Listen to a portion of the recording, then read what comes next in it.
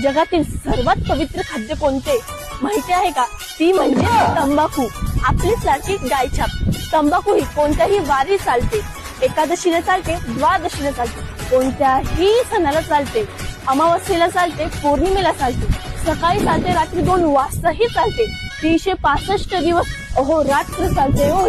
सकाळी थंडाच्या वेळी जर तंबाखू खाल्ली नाही तर प्रेशर येत नाही हो, पोट साफ होत नाही, कितीही पवित्र वस्तू आणि कोणाची पण चालते, शिवाशिव करत नाही, अंत्यसंस्काराच्या वेळी चालते, जन्माच्या वेळी चालते, हिला खायला कसलेच बंधन नाही, अगदी जगत मान्य आहे हो. ही जातपात नाही, धर्म नाही, चोळून खातात, मळून खातात, चुना लावून ठोकून खातात. खूप भाग्यवान वनस्पती आहे ही. 900 रुपये किलो आहे. काजू पेक्षाही महाग. अगदी गरीबातला गरीब खातो. काजू कधी खिशात ठेवणार नाही, पण ही सटवी आतल्या कप्प्यात राहते, अगदी हृदयाशी कवटाळून